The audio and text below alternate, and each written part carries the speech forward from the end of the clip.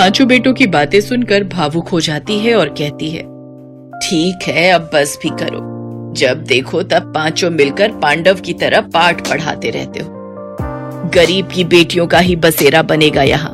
खुश? सरोज अपने बेटों के ब्याह के लिए रिश्ते तलाशने लगती है। उसकी तलाश धर्मपुर गांव में रहने वाले गरीब रामदीन की 5 बेटियों रोहिणी, दीपा, नीलम, पुष्पा और तनु पर खत्म होती है। बड़े ही धूमधाम से सरोज अपने 5 बेटों की शादी करके 5 बहुओं को घर लाती है।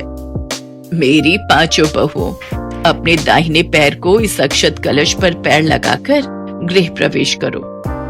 हम तो सोच रहे थे कि तुम इतनी अमीर हो तो जरूर बड़े घर की बेटी को बहू बनाओगी, मगर तुम्हारी 5 बहुएं तो बहुत गरीब हैं। लगता है इन बेचारियों का बाप बड़ा गरीब था, तभी तो कुछ भी दान दहेज ना दे सका। बीना की बातें 5 दुल्हन को झकझोर कर रख देती हैं, मगर सब कुछ इतने पर ही खत्म नहीं होता। रस्में खत्म होने के बाद सभी अपने अपने घर चले जाते हैं। तभी सरोज कहती है, ना जाने कैसा गरीब भिखारी बाप है इनका, जो पाव भर मिठाई भी ना रख सका। तुम सब देखना, कल सुबह तक ये बीना पूरे गांव में ढिंढोरा पीट देगी कि मेरी बहुएं गरीब घर से है। सरोज की बातें सुनकर उसके बेटे कहते हैं, माँ, अभी हम 5 की पत्नी को आए हुए पल भर भी नहीं हुआ और आपने अभी से ही इनको ताने देना शुरू कर दिया।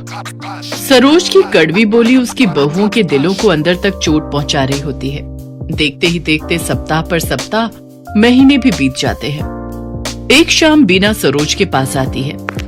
अरे ओ सरोज, गजब हो गया, तुम तो बर्बाद हो गई।